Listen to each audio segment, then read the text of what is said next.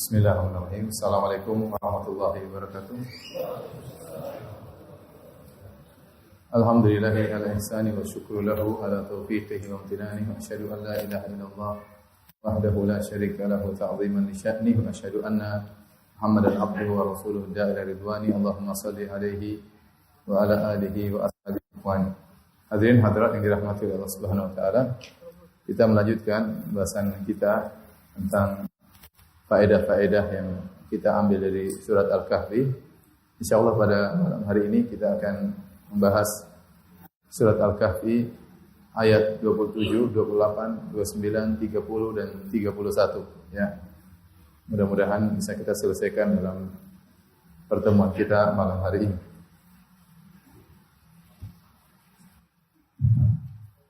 Allah Subhanahu wa taala berfirman,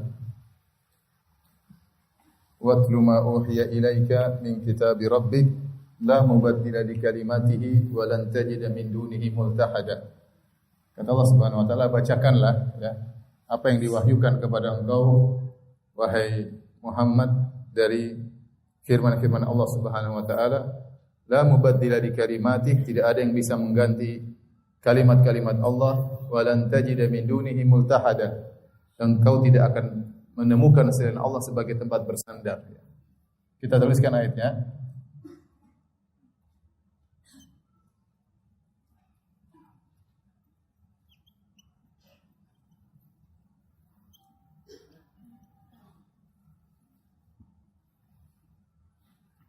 Ada yang pena biru ada enggak? Spidol biru.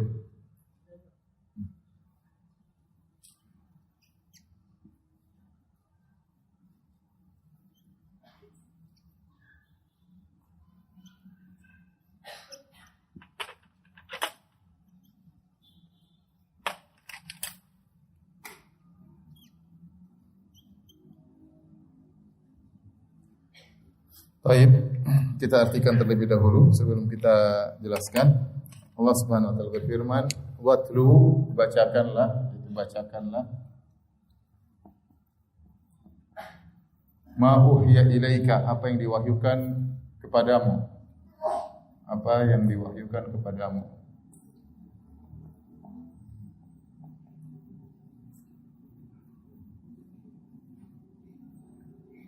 Min kitabi rabbik, dari kitab Rabbmu, dari kitab Rabbmu. La mubaddila li kalimati, tidak ada yang merubah kalimati ya, kalimat-kalimat Allah. Walan tajida min dunihi multahada, dan kau tidak akan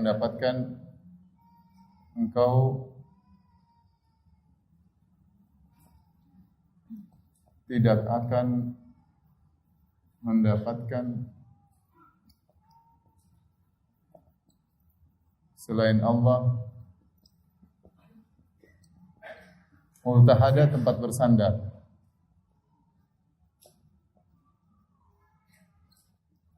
Baik hadirin dan hadirat yang dirahmati Allah Subhanahu wa taala. Ini ayat pembuka setelah sebelumnya ayat 26 ke atas Allah telah menceritakan tentang kisah Ashabul Kahfi. Setelah itu Allah perintahkan kepada Nabi untuk membacakan apa yang Allah wahyukan kepada Nabi. Watlu ma uhiya ilaik. Wahai Muhammad, bacakanlah apa yang diwahyukan kepada engkau min kitabi rabbik, dari Al-Quran. Apa yang diwahyukan sampaikan. Ini dalil bahwasanya Nabi hanyalah sebagai seorang Rasul. Dia bertugas hanya menyampaikan apa yang diwahyukan kepada Nabi SAW. Nabi tidak boleh mengarang ya di luar daripada apa yang diwahyukan. Nabi tidak boleh menambah-nambah kisah Ashabul Kahfi. Ya, Nabi hanya ditugaskan menyampaikan, membacakan apa yang Allah sampaikan kepada Nabi SAW. Ya, ini semua dalil ya. Dalil bahwasanya Muhammad sallallahu alaihi wasallam hanyalah sebagai apa? Rasul. sebagai rasul, utusan. Dia tidak boleh menyampaikan lebih daripada yang disampaikan oleh Allah kepada Nabi SAW. Tidak boleh tambah-tambahin dan tidak boleh dikurang-kurangi. Sampaikanlah seadanya. Berkaitan dengan kisah Ashabul Kahfi atau ayat-ayat yang lainnya. Kemudian Allah menegaskan, la mubaddila li kalimatih, ya. Kata Allah Subhanahu wa taala, tidak ada yang merubah, ya. Tidak ada yang merubah kalimat-kalimat Allah. Tidak ada yang mampu merubah. Siapapun, ya. Ini la mubaddila, ini disebut dengan la nafiyatul lil jins. Ini kalau yang ngerti bahasa Arab, ya. Kemudian ini isimnya, isim la. Dan tidak didatangkan seperti ini kecuali untuk menafikan segalanya. Seperti kalau ada orang bertanya, apakah ada seorang di rumah? Maka jawabnya la ahada fid dar. Tidak seorang pun yang ada di rumah, berarti menafikan jenis orang. Tidak ada seorang pun yang ada di rumah. Namanya la nafiyatul lil jins, yaitu la, kata la yang berfungsi untuk menafikan jenis tertentu. Maka di sini Allah mengatakan la mubaddila, tidak ada yang bisa merubah. Siapapun, mau jin, mau malaikat, ya, mau manusia, siapapun tidak ada yang bisa merubah kalimat-kalimat Allah Subhanahu wa taala. Dan kalimat-kalimat Allah, ya, mampu merubah baik, ya, manusia, jin maupun apa? Malaikat. Kalau Allah sudah, ya, menetapkan, maka tidak ada yang bisa merubah. Kalimat-kalimat Allah terbagi menjadi dua. Ada yang namanya al-kalimat asy-syar'iyyah. Ada yang namanya al-kalimat syariah, maksudnya seperti ayat-ayat Al-Quran.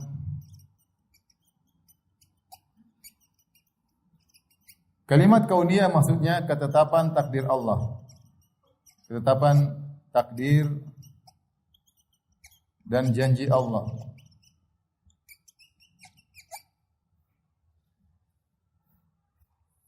Ini ada yang baru enggak? Spidolnya.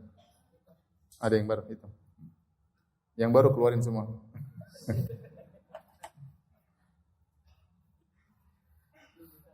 Iya, coba. Baik.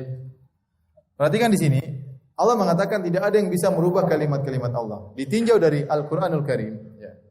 Maka tidak ada yang mampu merubah ayat-ayat Allah Subhanahu wa taala.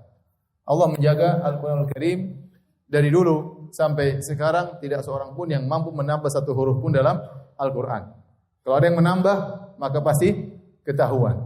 Sehingga ayat-ayat Allah tidak ada yang bisa merubahnya. Jadi maksudnya tidak ada yang merubah kalimat syariah, ada dua tafsiran, ya. Pertama, ya, tidak ada yang bisa menambah atau mengurangi ayat-ayat Al-Quran karena dijaga oleh Allah. Yaitu banyak yang hafal Al-Quran. Yang kedua, Al-Quran, ya, maksudnya sudah sempurna sehingga tidak perlu revisi lagi. Tidak perlu apa?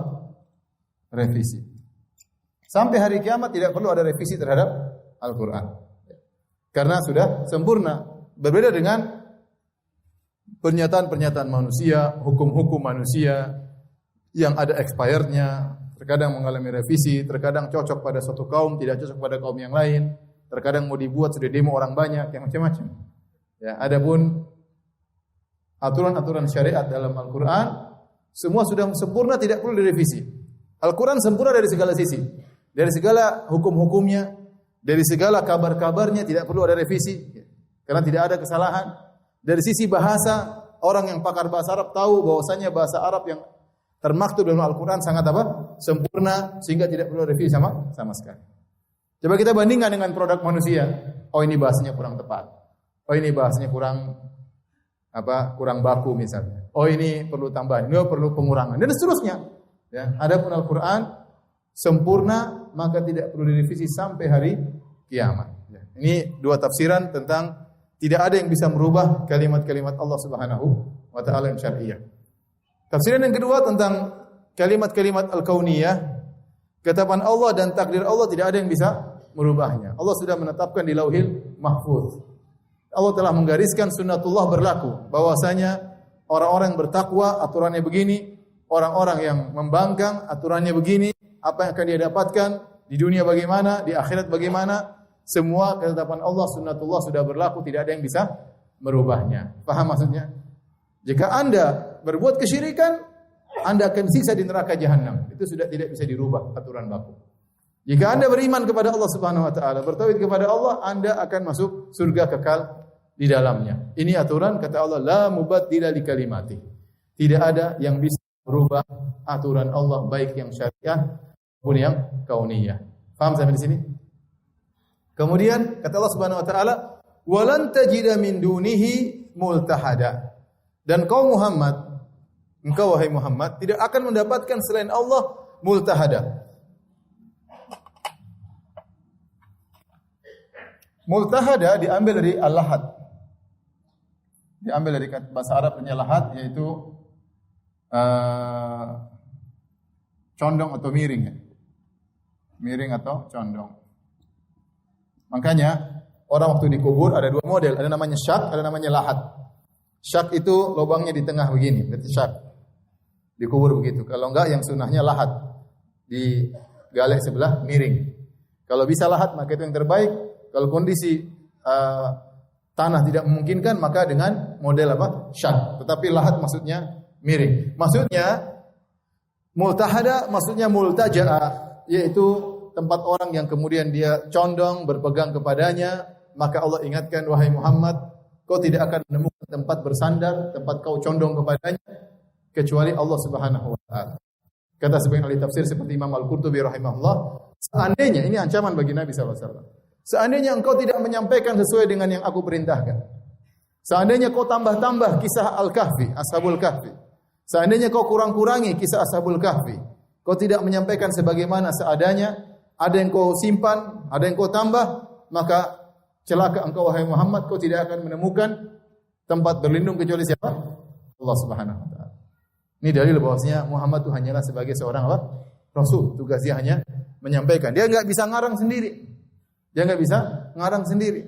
Kalau Al-Qur'an itu karangan Muhammad sallallahu alaihi wasallam, maka Abu Jahal, Abu Lahab juga bisa ngarang. Tetapi karena Al-Qur'an itu bukan karangan Muhammad sallallahu alaihi wasallam, terlebih lagi dalam kisah dalam Al-Qur'an tentang hal-hal gaib, dari mana Muhammad mau ngarang? Sementara dia tidak pernah belajar kepada orang-orang sebelumnya, dia tidak pernah membaca Taurat, tidak pernah membaca Injil, dan Nabi sallallahu alaihi wasallam buta huruf, tidak bisa baca, tidak bisa tulis. Dari mana dia mengarang tentang kisah Ashabul Kahfi, bahwasanya mereka begini-begini, kemudian ada anjingnya, kemudian ke goa, kemudian tidur berapa tahun, dari mana Muhammad mengarang? Ya. Makanya Allah ingatkan sebagai penekanan bahwasanya apa yang disampaikan oleh Muhammad itu persis seperti yang diwahyukan kepada Muhammad SAW, karena Nabi Muhammad SAW kalau nambah-nambah atau ngurang-ngurangi atau ngarang-ngarang, dia akan terkena ancaman dan dia tidak menemukan tempat berlindung kecuali siapa? Allah Subhanahu wa taala. Sampai di sini paham? Baik. Jadi multahada artinya multaja'a.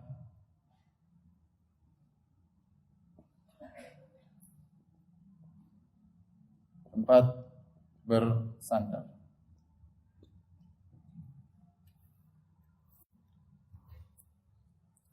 Baik, kalau sudah bisa difoto dan dihapus segera ya.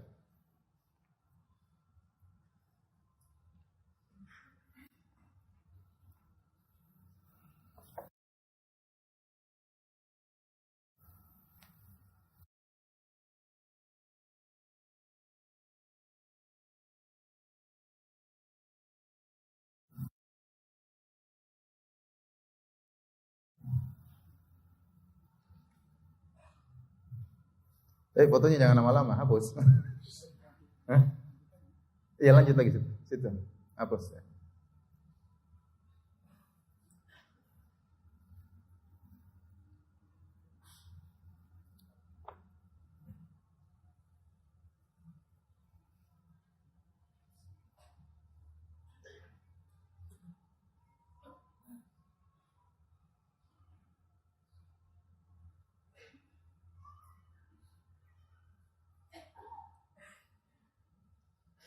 Sudah? Bersih? Yakin? Baik, kita lanjutkan ya. Ayat berikutnya ayat keberapa? 28. Kata Allah Subhanahu wa taala, "Wasbir nafsaka ma'al ladzina yad'una rabbahum bil ghadati wal 'ashiyyi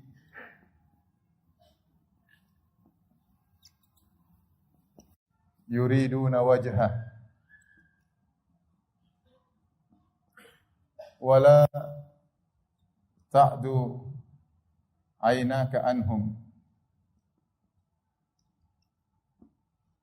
turidu zinatal hayatad dunya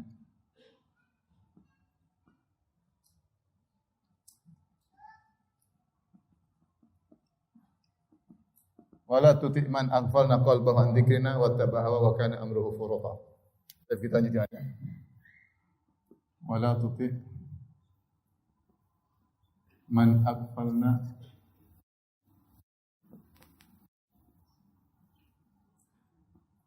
qalbahu an dzikrina wattaba'a hawahu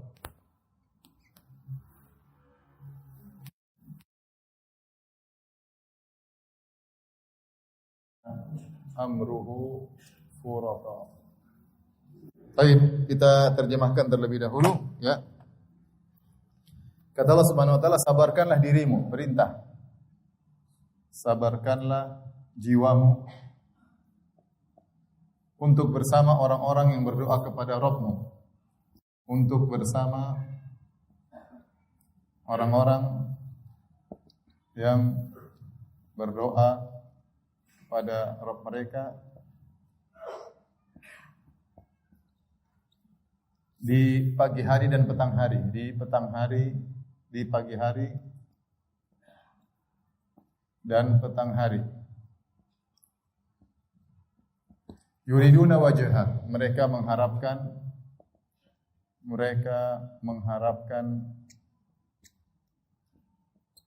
wajah Allah. Wala ta'du aynaka anhum, jangan kau lewatkan, jangan kau berpaling ya. Jangan kau palingkan pandanganmu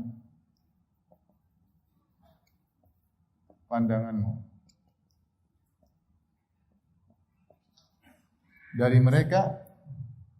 Turidu zinatal hayatid dunya, karena berharap perhiasan dunia. Wala tuti', jangan kau taat kepada orang yang kami lalaikan hati mereka dari mengingat kami. Jangan kau taat kepada orang yang kami lalaikan hatinya dari mengingat kami.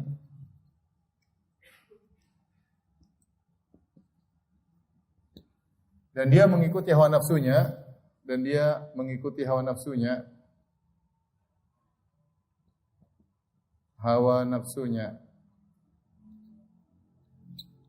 dan perkara atau urusannya kacau atau melampaui batas ya. Baik. Ini ayat berikutnya disebutkan ya oleh para ulama, datang beberapa hadis ya tentang hal ini, bahwasanya sekelompok orang-orang Quraisy, para pembesar-pembesar Quraisy, mereka datang kepada Nabi sallallahu alaihi wasallam, kemudian mereka menawarkan mereka akan beriman, tapi dengan syarat mereka berkata, "Wahai Muhammad, pinggirkan dulu orang miskin." Pinggirkan orang miskin. Karena Rasulullah SAW lagi bersama orang apa? Miskin. Para sahabat-sahabat yang miskin. Maka kata mereka, minggirkan mereka dulu, nanti baru kami beriman. Ya. Jadi mereka berkata, kalau kami beriman, kami pembesar-pembesar Quraisy atau pembesar-pembesar Arab kalau beriman, maka yang ikut kami banyak. Tapi syaratnya yang miskin-miskin suruh apa? Suruh minggir dulu. Maka disebutkan dalam hadis ya, maka perkataan itu masuk ke dalam hati Nabi sallallahu alaihi wasallam sehingga Nabi berpikir hal-hal terbetik dalam hati Nabi sallallahu alaihi wasallam, maka Allah langsung memerintahkan Nabi untuk bersabar. Jangan dengarkan mereka, yang artinya wasbir nafsaka ya Muhammad, sabarkanlah jiwamu bersama orang-orang alladzina yad'una rabbahum, yang berdoa kepada Rabb mereka bil ghadati wal asyi, siang hari dan petang hari, yuridun wajah, dan mereka ikhlas, mereka mengharapkan wajah Allah. Wala ta'du ainaka anhum, dan jangan kau palingkan wajah mereka, jangan kau palingkan pandanganmu dari orang-orang yang miskin ini menuju orang-orang kaya-kaya tersebut. Turidu zinatal hayatad dunya, karena kau berharap perhiasan apa? Kehidupan dunia. Wala tutik man aghfalna qalbahu an dzikr. Jangan kau ikuti mereka, orang-orang yang telah kami lalaikan hati mereka dari mengingat kami. Wa tabahawahu, dan dia mengikuti hawa nafsunya. Wa kana amruhu furata, dan urusannya kacau. Baik, kita akan jelaskan satu persatu. Pertama, Allah Subhanahu wa taala berfirman dalam ayat ini, wasbir nafsak, sabarkanlah dirimu. Ya, ini adalah perintah untuk sabar, dan sabar dalam bahasa Arab artinya habs, ya tahanlah dirimu. Ya, tahanlah dirimu, karena ya ini godaan kepada Nabi sallallahu alaihi wasallam ya. Nabi mungkin menimbang maslahat. Seandainya orang pembesar-besar ini masuk Islam, ini yang miskin saya minggirkan dulu ya. Bisa jadi dengan mereka masuk Islam maka langsung cepat dakwah ini tersebar. Terbetik dalam hati Nabi, nanti kita bacakan hadisnya. Entah apa yang Nabi pikirkan, tapi maksud saya itu godaan. Godaan yang menggoda Nabi SAW. Kali ini tawaran menarik. Miskin-miskin disebut, apalagi cuma 6 orang waktu itu duduk bersama Nabi. Tinggal 6 orang minggir.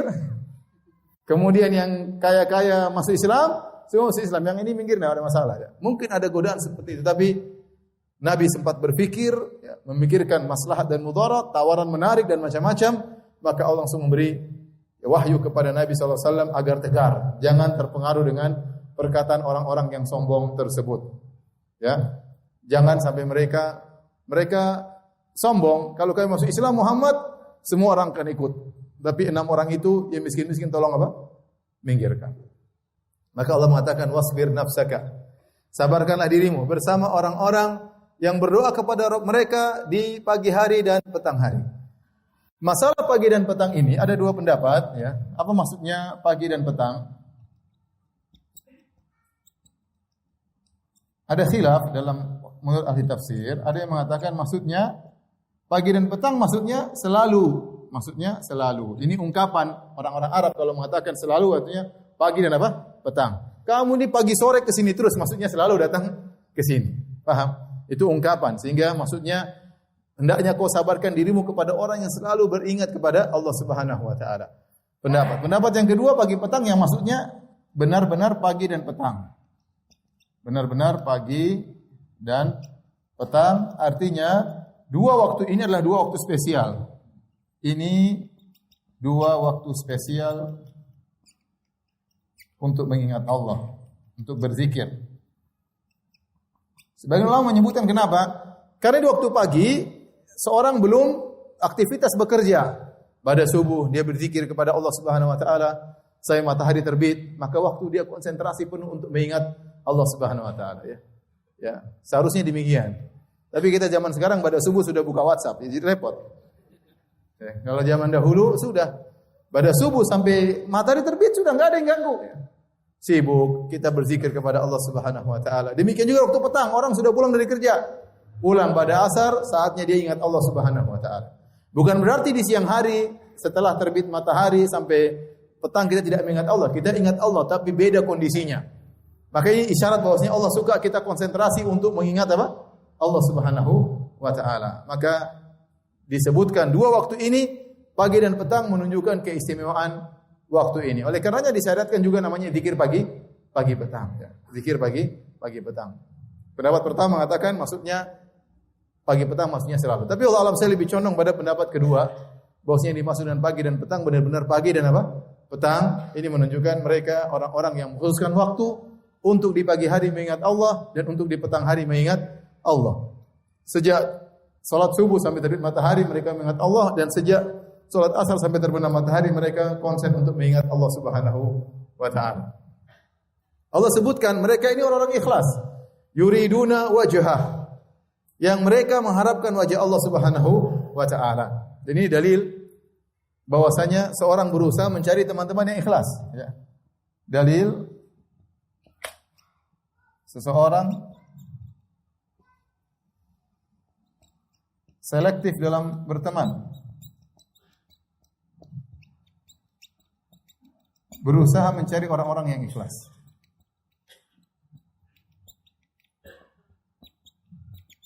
Sahabat-sahabat yang ikhlas. Yang ikhlas. Taib. Dari mana kita tahu orang itu ikhlas? Ya kita berteman, kita tahu orang ini apa saja yang dia kerjakan. Itu zahirnya, kita enggak tahu isi hati orang. Tapi kita bisa menilai dari zahir dan semua dengan ghalabatul dzan, dengan persangkaan kuat. Contohnya kalau kita ngomong orientasinya bukan dunia. Kita bicara agama, orientasinya bukan apa? Dunia. Kita bicara sekolah agama, orientasinya bukan dunia. Kita bicara tentang apa saja, orientasinya bukan dunia. Ada orang bicara agama, tapi orientasinya dunia. Contoh, kita bikin sekolah, ayo. Sekolah sunnah mahal-mahal loh. Kita pasang, insya Allah laku 100%. Pasang aja ongkos masuknya, tarif masuknya 60 juta. Semangat ya. Itu orientasinya apa? Dunia.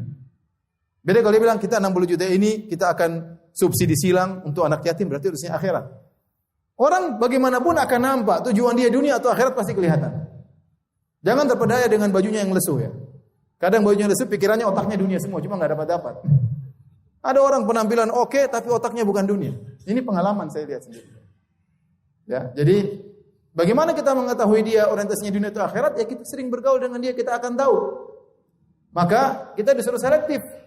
Tatkala berteman karena teman sangat mempengaruhi. Bahkan Allah menyuruh kita bersabar, Nabi disuruh bersabar. Jangankan kita, Nabi disuruh bersabar untuk bergaul dengan orang ikhlas. Nabi super ikhlas, tapi butuh dengan teman-teman juga yang ikhlas, mendukung dakwah Nabi sallallahu alaihi wasallam. Mungkin antum ikhlas, antum juga butuh teman-teman yang ikhlas. Karena kalau antum ikhlas, ternyata teman-teman antum orientasinya dunia, antum akan terbawa ke dunia. Kita bilang ada urusan dunia, ada urusan akhirat, ada. Kerja, tapi orientasi apa? Akhirat. Ya. Tapi kalau kemudian kita salah bergaul, ya, cari teman-teman yang selalu ngomongnya dunia, ya. Pada sebentar lagi kita meninggal dunia. Bicara dunia ini subhanallah. Banyak orang ya, saya kemarin baru kawan saya meninggal. Tidak ada yang duga umur 50 tahun, masih kemarin hajian sama saya, masih segar-segar. Terus malamnya masih rapat, jam 3 udah meninggal dunia. Saya sholatkan, subhanallah. Tidak ada yang duga dia meninggal dunia. Saya bilang sama kawan saya, ente umur tinggal berapa sekarang? 40 berapa? Masih kurang 6 tahun lagi, ente 50 tahun. Ini teman kita 50 tahun sudah meninggal dunia, masih muda 50 tahun ya. Mereka kematian kalau datang, ya tidak memberi pemberitahuan terlebih dahulu, seringnya demikian. Maka kalau orientasi kita dunia, kita akan merugi. Nah, supaya orientasi kita bukan dunia, jangan salah bergaul. As-sahibu sahib, teman itu sangat berpengaruh. Ya. Kita bukan dilarang bicara dunia, saya juga bicara dunia, teman-teman juga punya pekerjaan. Tapi kalau kita kumpul, kita bukan, orientasi kita bukan dunia. Kalau cari dunia pun untuk apa? Untuk akhirat. Ya. Kawan-kawan saya, Masya Allah ada yang pengusaha, tapi mereka pikiran akhirat. Gimana ini? Gimana untuk ini? Gimana keuntungan buat begini? Bicaranya akhirat. Ya. Jangan antum datang orang, Ustaz, saya bikin sekolah Ustaz. Ya. Sekolah sunnah. Apalagi pasang nama Ustaz, laris insya Allah ya. Ongkos masuknya 60 juta. Ustaz 30 juta buat royalti, subhanallah. Janganlah. Saya juga tergoda kalau dibilang begitu. Saya ini siapa? Saya juga manusia. Saya juga punya banyak kebutuhan ya. Istri saya 1, anak saya 5 ya. 1 sudah tergoda. Apalagi kalau istri 4. Baik. Jadi hati-hati bergaul, disuruh mencari orang-orang yang ikhlas. Dan itu bisa kita tidak bisa memastikan orang yang ikhlas, tapi kita bisa merasakan dari pembicaraannya, dari sikapnya, dari tulisannya, dari statusnya. Ini orang orientasinya akhirat atau dunia. Ngapain kita kejar dunia yang akhirnya kita tinggalkan dunia tersebut? Ya, kita mengumpulkan sesuatu yang akan kita tinggalkan. Baik. Ingat ya, ini bukan saya ngomong jangan sampai salah paham. Enggak boleh punya dunia, enggak boleh kerja, enggak. Ente kerja, ente beli rumah, ente beli mobil, ente kawin lagi enggak ada masalah. Tapi orientasi ente apa? Akhirat. Baik. Di sini kata Allah Subhanahu wa taala yuriduna wajha. mereka menghendaki wajah Allah, dan ini adalah ungkapan dari keikhlasan yang mereka mencari wajah Allah. Sebagian ulama menafsirkan yaitu mereka ingin untuk bisa melihat wajah Allah di surga kelak. Jadi menunjukkan keikhlasan. Ini dalil bahwasanya Allah memiliki wajah, dan ini sifat dzatiyah yang diyakini oleh Ahlussunnah wal Jamaah bahwasanya Allah punya sifat wajah, dan terlalu banyak ayat maupun hadis yang menunjukkan Allah memiliki sifat wajah. Di antaranya ayat ini, wajhah banyak. Allah kemudian wa yabqa wajhu rabbika, dan Dzul Jalali wal Ikram dalam surat Ar-Rahman, ya, kullu syai'in halikun illa wajhah, semuanya akan binasa kecuali wajah Allah Subhanahu wa taala. Insyaallah ada bahasan khusus dalam masalah sifat wajah Allah Subhanahu wa taala dalam penjelasan syarah akidah wasithiyah yang saya sampaikan setiap malam Sabtu atau malam Minggu di Bintaro. Tetapi intinya sifat wajah itu ada dalam Al-Qur'an maupun dalam hadis-hadis Nabi sallallahu alaihi wasallam. Maka di antara makna yuriduna wajhah, mereka berharap untuk melihat wajah Allah Subhanahu wa taala di surga kelak, dan itu butuh dengan keikhlasan. Taib. Para ulama juga mengambil faedah dari ayat ini. Nabi disuruh bersabar untuk bergaul dengan orang-orang yang miskin. Ya, ini orang miskin bukan? Orang miskin. Nabi disuruh bersabar. Ya, dengan segala macam kebutuhannya. Oleh karena Syekh Sa'di dalam tafsirnya mengatakan, faedah dari ayat ini bersabar bergaul dengan fuqara, dengan orang miskin, dan dia akan mendapatkan faedah la yuhsa, faedah yang sangat banyak dengan bergaul orang miskin. Ya. Jadi kita dalam bergaul bukan cuma bergaul dengan orang kaya saja, kita bergaul dengan orang miskin. Kita tahu bagaimana susahnya dia sehingga kita bersyukur. Banyak hal manfaat kita bergaul dengan orang lebih miskin daripada kita. Pertama, kita bisa bantu dia. Kita berarti ada sarana untuk apa? Bersedekah. Kita tahu susahnya kehidupan dia sehingga kita bersyukur kepada Allah Subhanahu wa taala. Ya. Kita lihat bagaimana penderitaan seorang, ya, tempat mungkin dia bercurhat kepada kita, sehingga banyak hal yang bisa kita dapatkan. Kita menjadi bersyukur, kita menjadi seorang yang bersabar, ya, kemudian kita bisa bersedekah, kita bisa bantu dia. Subhanallah, Syekh Sa'di mengatakan bergaul dengan fuqara mendatangkan faedah yang sangat banyak. Ya. Kalau bergaul sama orang kaya juga banyak faedahnya. Ditraktir makan ini, ditraktir makan itu. Ini faedah keagamaan, ya. Maka Allah menyuruh Nabi bersabar untuk, ya, tetap bersama orang-orang yang miskin tapi mereka ikhlas kepada Allah Subhanahu wa taala. Kemudian kata Allah Subhanahu wa taala, "Wala ta'du aynaka anhum." Jangan kau ta'du, maksudnya jangan kau lewati, ya. Mujawazah. Ta'du artinya jangan kau lewati pandanganmu.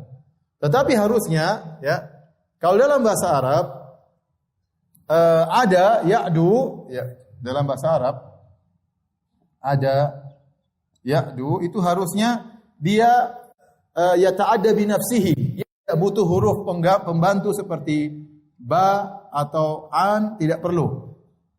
Dia langsung mengatakan harusnya wala, ya, apa namanya, tidak perlu pakai an. Di sini kan Allah tambah an di sini. Ini secara bahasa Arab. Sehingga kata para ahli tafsir seperti Tahir bin Asyur dan yang lainnya, mereka mengatakan bahwasanya tatkala Allah menambah an di sini, maka ada namanya uslub tadmin, yaitu ada fiil kata kerja yang tersembunyikan dalam kalimat ini, yaitu maksudnya wala uslub tadmin, ya. Mohon maaf yang tidak tahu bahasa Arab, ya.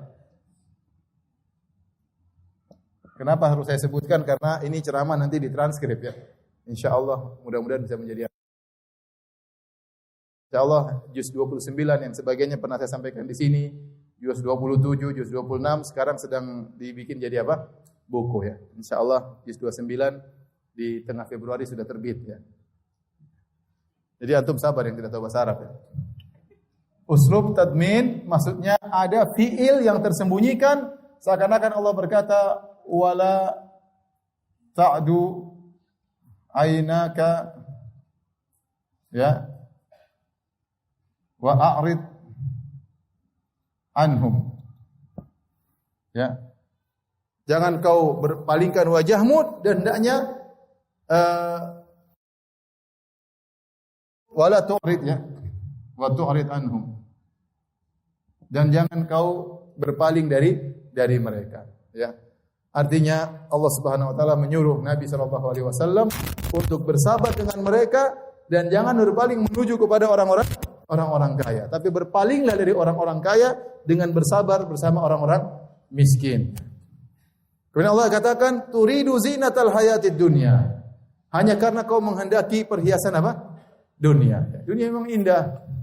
Ya, bergaul dengan orang-orang pembesar-pembesar Quraisy memang banyak menjanjikan.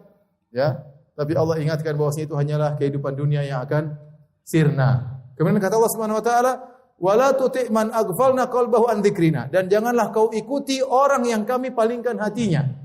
Kau yang palingkan hatinya dari mengingat kami. Apa maksudnya dari mengingat kami? Ada yang mengatakan an dzikrina maksudnya sini Al-Qur'an. Ada yang mengatakan maksudnya zikir secara umum, yaitu mereka dibuat lalai sehingga tidak sibuk dengan Al-Qur'an dan tidak sibuk dengan mengingat Allah Subhanahu wa taala. Allah melalaikan hati mereka. Kemudian kata Allah, wattaba hawahu, dan dia mengikuti hawa nafsunya. Di sini ada faedah, perhatikan sini. Ayat yang ini Allah mengatakan aghfalna qalbahu an dzikrina. Yang kami lalaikan. Yang melalaikan siapa? Allah yang membuat hatinya apa? Lalai. Ini dalil bahwasanya segala yang terjadi di alam semesta, yang baik maupun yang buruk, semuanya dibawa kehendak siapa? Allah. Paham? Ini dalil bahwa semua yang terjadi, baik atau buruk,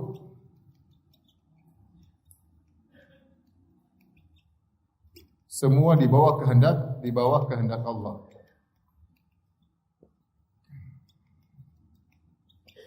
Sampai-sampai hatinya seseorang lalai pun atas kehendak siapa? Allah Subhanahu wa taala. Ini adalah iman kepada takdir. Bahwasanya semua yang terjadi di alam semesta tidak ada yang keluar dari kehendak Allah Subhanahu wa taala. Perkara yang baik maupun perkara yang buruk. Sederhananya, iblis itu buruk atau bukan? Atau baik? Buruk. Iblis ada yang ciptakan siapa? Allah Subhanahu wa taala. Iblis minta umurnya dipanjangkan. Allah kabulkan atau tidak? Berarti iblis panjang umur untuk menggoda ente-ente semuanya ini. Yang izinkan siapa? Allah. Jadi semua yang terjadi, keburukan maupun kemaksiatan, semuanya di bawah kehendak Allah Subhanahu wa taala. Dan itu semua ada hikmah yang Allah kehendaki.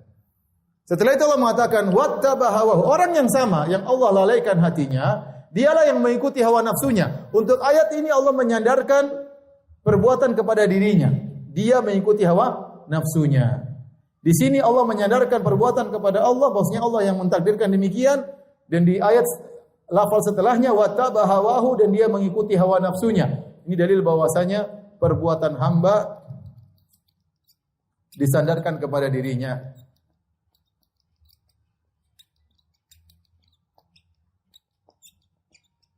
Dirinya sendiri. Maksudnya apa? Jangan sampai seorang bermaksiat dia mengatakan, kan itu kehendak Engkau ya Allah, sudah takdir. Tidak boleh. Ya. Karena kalau kau berbuat maksiat, maksiat tersebut disandarkan kepada dirimu sendiri. Meskipun semua yang terjadi atas kehendak siapa? Allah. Tetapi kau yang merasakan, kau yang berkehendak, kau yang melakukan, ada pilihan di depanmu. Kalau kau ingin ngaji silakan ngaji, kalau kau ingin minum bir silakan minum bir, ya. Tetapi semua terjadi, apakah kau ngaji atau kau minum bir, semua tidak ada yang keluar dari kehendak Allah Subhanahu wa taala. Paham? Karena semua yang terjadi alam semesta di bawah kehendak Allah. Tetapi ketika kau minum bir, jangan kau mengatakan ini Allah yang bikin saya minum bir. Enggak bisa. No, ente kan yang minum sendiri. Ente minum apa? Sendiri. Maka yang jelas ada yang minum bir. Makanya terkala seorang mencuri kemudian ditangkap oleh Umar bin Khattab.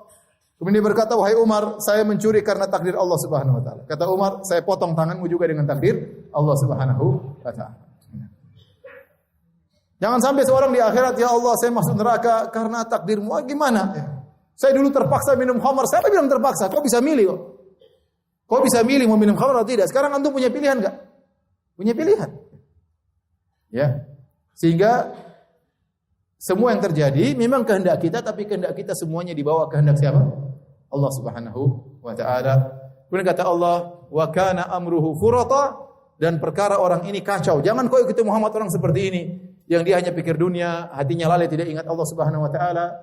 Hatinya tidak mengingat Allah, mungkin lisannya ngomong Allah tapi hatinya tidak ingat Allah Subhanahu wa taala, dan dia hanya mengikuti hawa nafsunya dan perkaranya kacau. Furata bisa diartikan tafrid atau ifrat. Tafrid maksudnya adalah perkaranya kurang, tidak sempurna.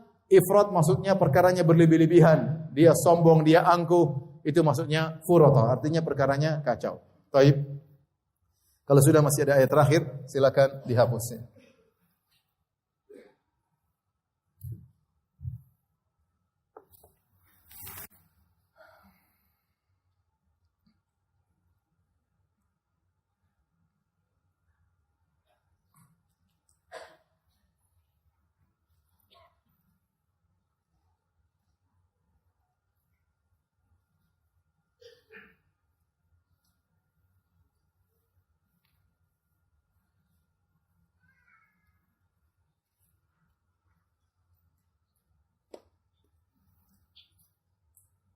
Tinggal 6 menit ya.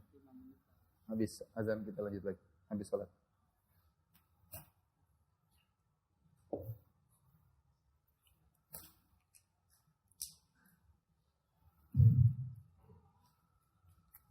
Tapi waktu tinggal sedikit, insya Allah nanti kita azan, sudah azan kita sholat, kita lanjutkan lagi ya. Biar cepat selesai surat Al-Kahfi. Masih banyak surat ya. Jangan sampai mudah-mudahan sebelum kita meninggal kita sudah baca surat Al-Kahfi sampai selesai. Taib, Allah berfirman ya, wa qulil haqqu min rabbikum.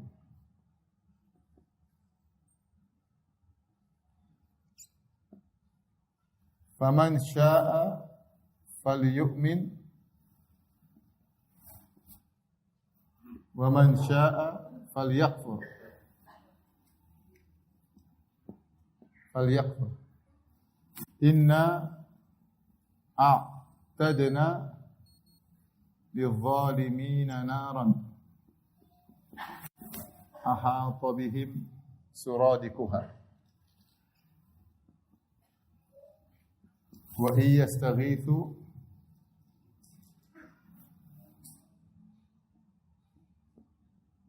yughathu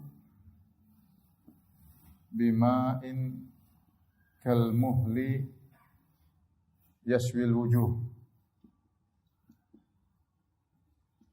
bi'sas syarabu wa sa'at murtafaqa. Bi'sas syarabu wa sa'at murtafaqa. Masih 2 ayat ya. Habis ini masih ada ayat lagi.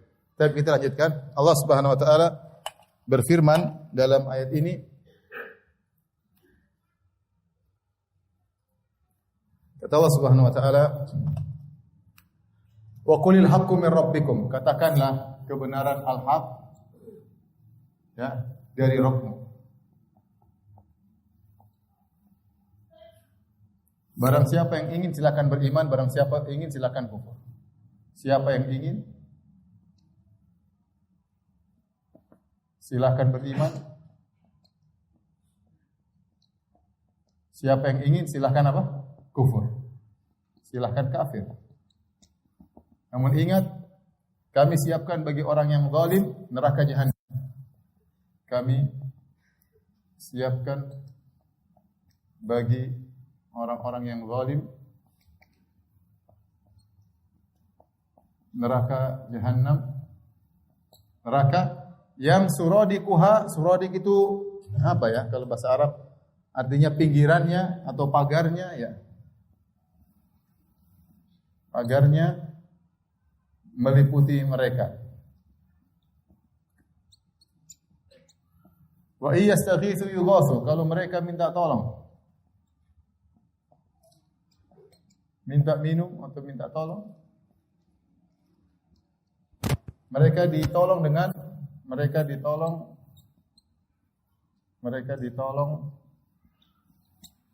dengan air panas. Seperti al-muhli itu cairan panas tembaga, cairan panas besi. Yashwil wujuh, membakar, memanggang atau membakar wajah. Bi'sas syarab, seburuk-buruk minuman.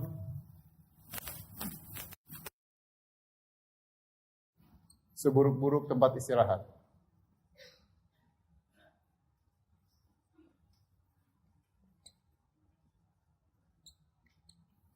Baik, sudah azan ya? Belum? Berapa menit lagi?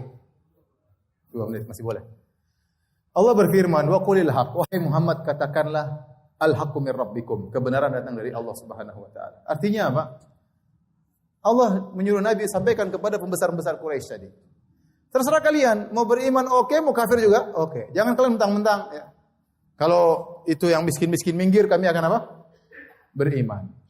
Wahai Muhammad, sampaikan kepada mereka kebenaran dari Rabbmu. Mau beriman terserah, mau kufur juga terserah. Ya.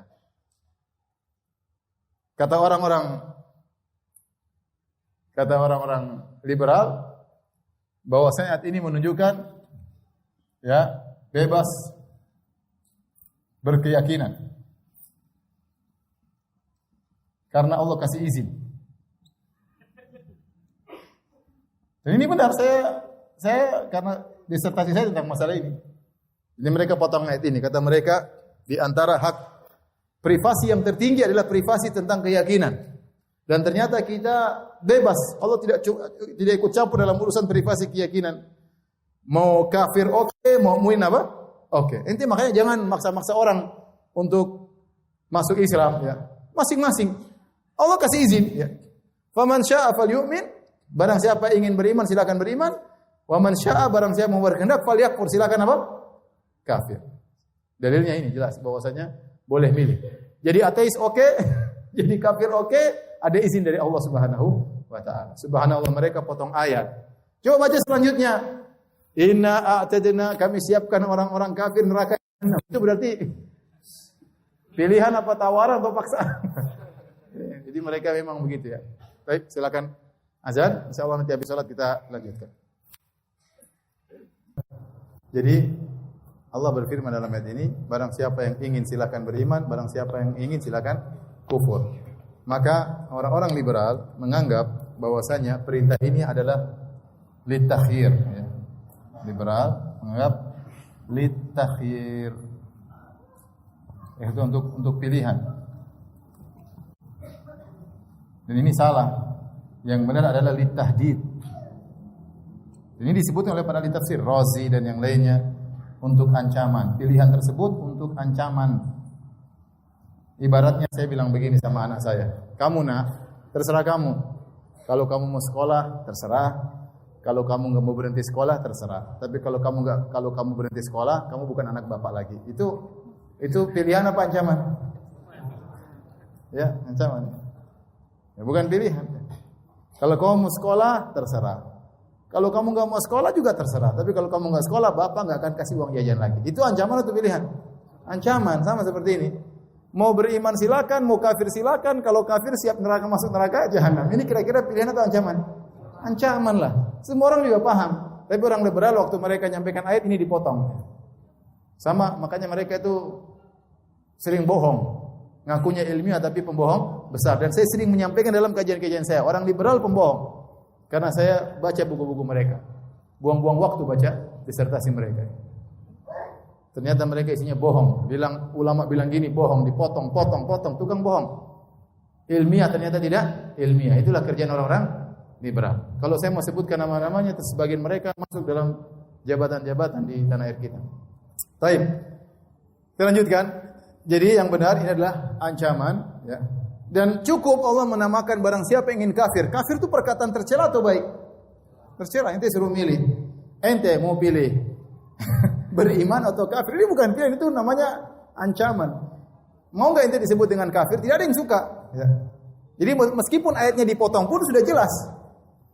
Allah tidak mengatakan barang siapa yang ingin beriman silakan, yang tidak beragama Islam silakan. Allah tidak mengungkapkan bahasa yang mau masuk Islam silakan, yang selain agama Islam silakan. Allah tidak pakai bahasa demikian. Allah pakai bahasa yang mau Islam silakan, yang mau kafir silakan. Perkataan yang mau kafir itu sudah cercaan.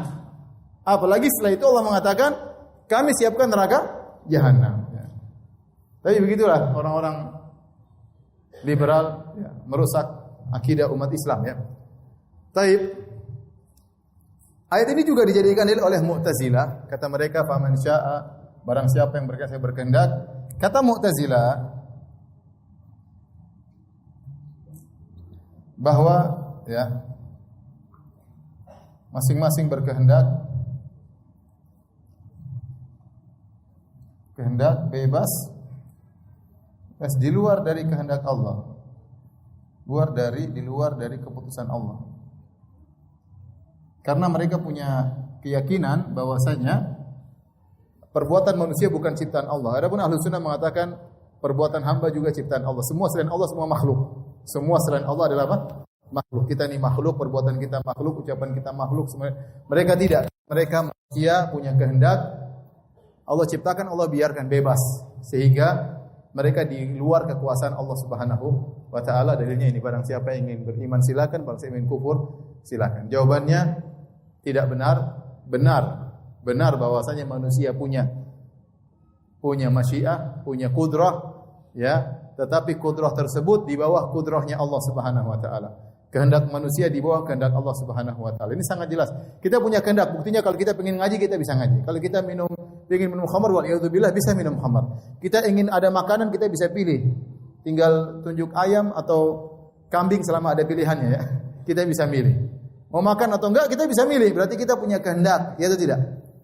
Kita sadar kita punya kehendak. Allah mengatakan kalian punya kehendak. Faman syaa, siapa yang berkeinginan, siapa yang berkehendak. Tetapi semua kehendak itu di bawah kehendak Allah. Allah mengatakan, "Wa ma tasyauna illa ayyasha Allahu rabbul alamin." Tidaklah kalian berkehendak kecuali di bawah kehendak Allah Subhanahu wa taala. Antara bukti bahwasanya kehendak kita terkadang tidak terjadi, kita sering rasakan. Kita pengin sehat, ternyata kita sakit, ya tidak. Kita pengin haji, enggak bisa-bisa, duit enggak ada. Kita pengin umrah, enggak bisa.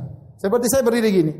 Kalau saya disuruh angkat kaki kanan, saya bisa. Mau saya angkat, silakan. Enggak juga enggak. Tapi kalau saya angkat, bisa nih. Kan? Coba kalau Ustadz angkat kaki dua-duanya, wah itu di luar kehendak saya. Di luar kemampuan apa? Saya. Jadi banyak kehendak yang kita inginkan bisa kita kerjakan, dan banyak kehendak tidak bisa kita kerjakan. Menunjukkan bahwasanya kehendak kita di bawah kehendak siapa? Allah Subhanahu wa taala. Tapi benar kita punya kehendak. Nah, orang-orang Mu'tazilah, Qadariyah ingin mengatakan manusia punya kehendak di luar kehendak Allah, dan itu tidak benar. Yang benar Ahlus Sunnah, kita punya kehendak, tapi kehendak kita di bawah kehendak siapa? Allah Subhanahu wa taala. Baik. Ini sekedar tambahan. Setelah Allah mengatakan inna a'tadna, kami siapkan, berarti neraka sudah ada. Kami siapkan berarti sudah disiapkan. Lidzalimina naran, bagi orang-orang yang zalim neraka. Ahata bihim suradikuha. Suradik itu kata para ulama artinya bisa artinya fustat, yaitu kemah, atau yang mengelilingi fustat, mengelilingi kemah berupa pagar atau mungkin kain juga dari adim, dari kulit yang mengelilingi kemah tersebut, namanya suradik dalam bahasa Arab yang merupakan mu'arrab dari bahasa Persia. Intinya suradik artinya yang meliputi. Nah, seakan-akan Allah berfirman, kamu nanti wahai orang zalim masuk neraka, kamu akan diliputi oleh neraka jahanam. Tidak ada kesempatan untuk keluar dari neraka jahanam. Dalamnya ada api dan sekelilingnya juga ada yang meliputimu. Seluruh apinya akan meliputimu, tidak ada tempat lari dari neraka jahanam. Tidak ada tempat sembunyi, ada celah, tidak ada apinya. Semuanya tertutup apa? Tertutup api. Bahkan pagarnya pun semua isi dengan apa? Dengan api. Jadi suradik bisa diartikan pagar. Ya. Ini menunjukkan penekanan bahwasanya neraka tersebut meliputi orang-orang kafir, tidak ada celah sedikit pun mereka untuk kabur dari neraka jahanam. Kemudian Allah menceritakan tentang kondisi mereka nanti di akhirat. Kata Allah, wa iyastaghitsu, tatkala mereka minta tolong. Istighatsah artinya minta tolong. Mereka kelaparan, mereka kehausan. Panas yang mereka rasakan, akhirnya mereka minta minum. Wa iyastaghitsu, kalau mereka minta minum yughatsu, mereka ditolong. Apa pertolongan yang diberikan? Ya, karena mereka lihat di antara siksaan kepada penghuni neraka jahanam, mereka diperlihatkan penghuni surga dengan kenikmatannya. Maka terjadilah dialog antara penghuni neraka dengan penghuni surga. Kata Allah, "Wa nada ashabun nari ashabal jannati an afidhu alaina minal ma' aw mimma razaqakumullah."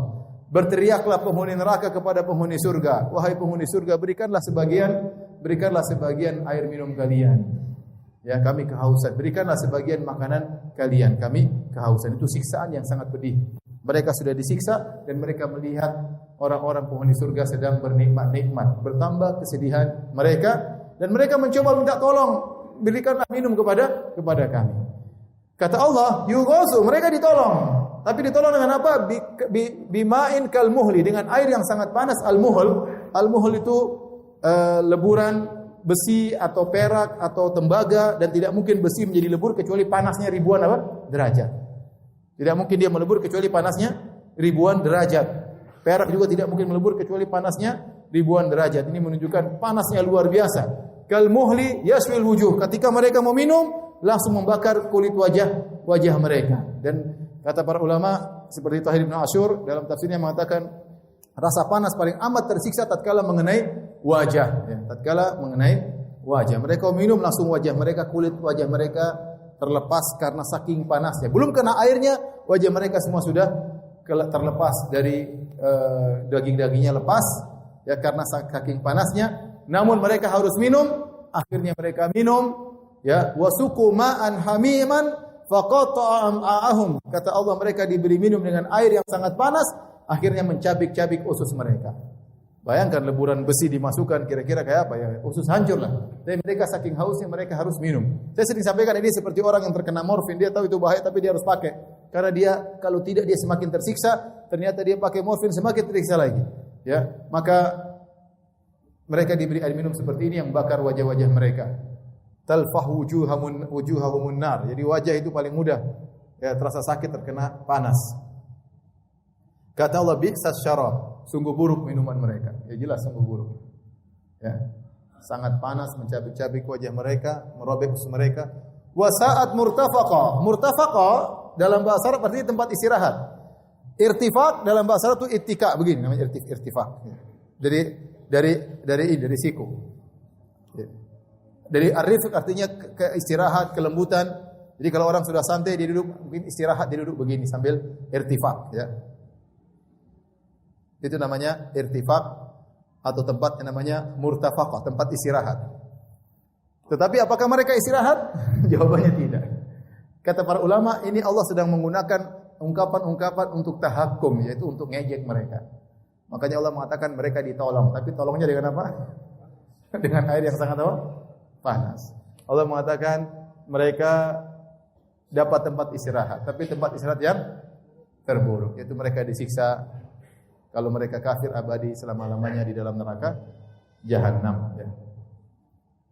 Baik. Satu ayat lagi ya. Sudah atau belum? Hah? Lanjut ya, satu lagi ya. Nanti enggak bisa di surat Al-Kahfi. Baik, kalau sudah tolong difoto dan dihapus segera.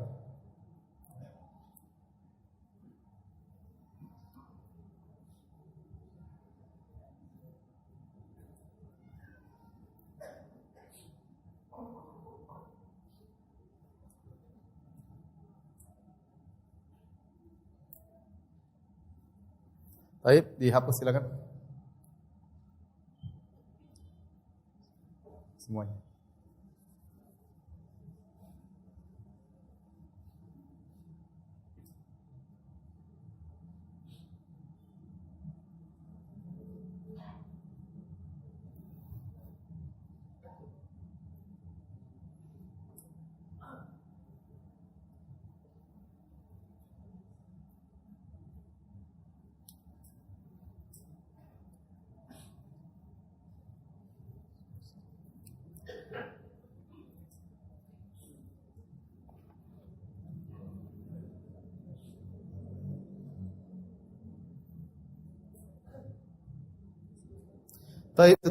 Setelah Allah menyebutkan tentang nikmat atau bukan nikmat apa? Kesengsaraan penghuni neraka jahanam, selanjutnya Allah berbicara tentang nikmat penghuni surga. Kata Allah Subhanahu wa taala, "Innal ladzina amanu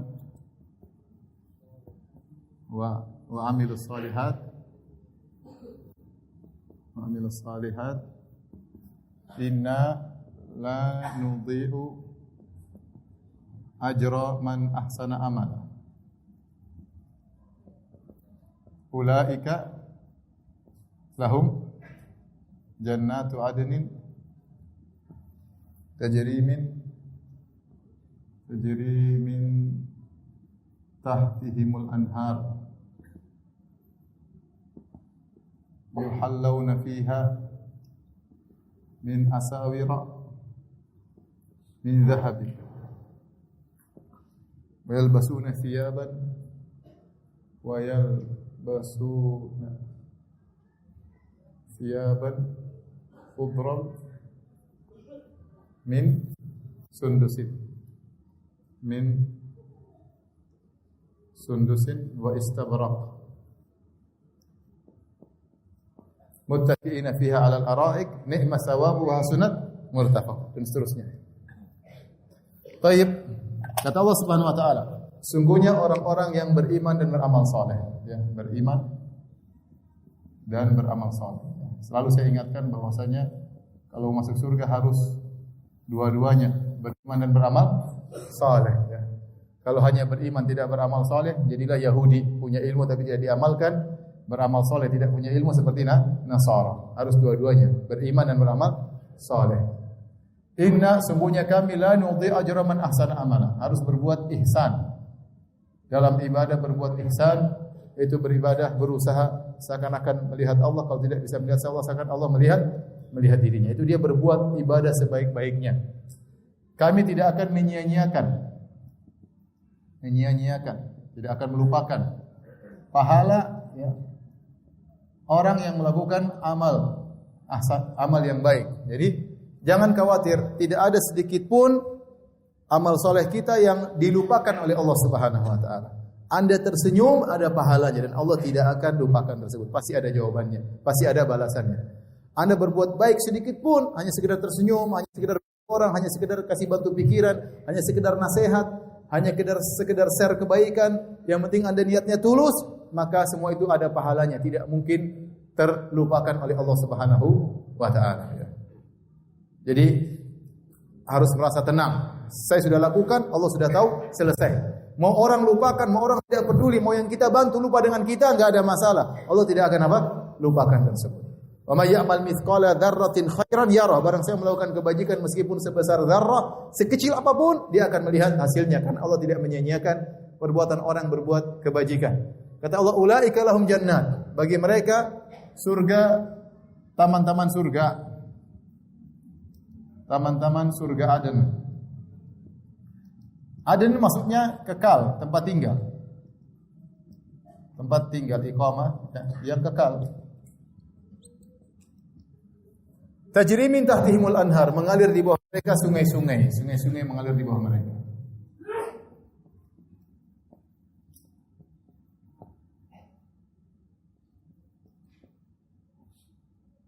Tajri min tahtihal anhar atau tahtihimul anhar? Tahtihimul anhar. Kata Allah, yuhallawna, mereka dihiasi. Dihiasi dengan gelang-gelang dari emas. Dan mereka memakai baju hijau yang terbuat dari sundus, yaitu sutra yang halus dan sutra yang tebal, Muttaqiina fiha al-ara'ik, kata Allah, muttaqiina fiha al-ara'ik. Mereka muttaqiina al-ara'ik. Mereka bersandar, bertelekan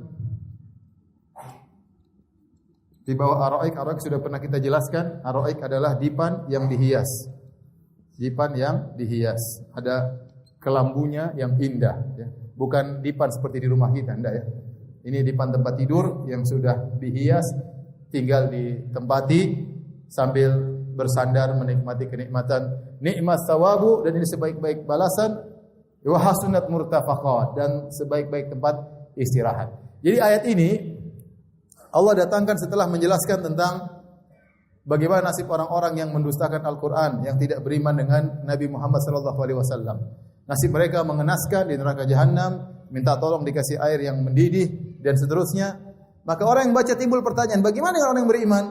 Apa yang akan mereka dapatkan? Maka Allah jelaskan, sungguhnya orang beriman, beramal saleh, sungguhnya kami tidak menyanyiakan pahala yang mereka kerjakan.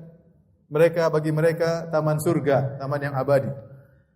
Kalau penghuni neraka jahanam mendapatkan azab yang terus bertambah, penghuni surga mendapatkan kenikmatan yang terus bertambah-tambah. Dan dalil menunjukkan bahwasanya kenikmatan maupun azab tidak konstan, tapi dia bertambah. Ya, dia bertambah. Maka penghuni surga merasakan kenikmatan-kenikmatan yang terus bertambah-tambah dari karunia Allah Subhanahu wa taala, ya. Di antaranya mengalir di bawah mereka sungai-sungai, berbagai macam sungai yang ada di surga kelak. Yuhallauna, mereka dihiasi. Allah tidak mengatakan yatahallauna, mereka berhias, ya, tetapi Allah mengatakan mereka dihias. Seakan-akan mereka pakai baju. Beda dengan pakai baju, kata Allah wayalbasuna, mereka pakai baju. Tetapi waktu perhiasan gelang-gelang dari emas tiba-tiba terpasang sendiri kepada tubuh mereka. Tetapi datang dalam riwayat Ikrimah sebenarnya disebut Al-Suyuti dalam Durrul Mansur, bahwasanya Ikrimah mengatakan mereka memakai perhiasan dari gelang emas, perak, kemudian dari lu'lu', dari mutiara, tapi mereka tidak merasa berat karena beda antara perhiasan dunia dengan perhiasan apa? Akhirat. Tetapi ini menunjukkan bahwasanya emas dan perak di akhirat halal bagi lelaki. Kalau di dunia haram, lelaki tidak boleh pakai emas, lelaki tidak boleh pakai sutra, ya. Hanya boleh pakai perak, ya. Ya, itu pun tidak boleh pakai gelang-gelang karena itu perhiasan apa? Wanita, ya. Tapi di akhirat semuanya diperbolehkan. Ya, seperti raja-raja zaman dahulu, mereka berhias dengan perhiasan berupa gelang-gelang di lengan mereka, lengan atas atau lengan bawah, terbuat dari emas-emas yang menunjukkan mereka dalam kondisi penuh dengan kenikmatan.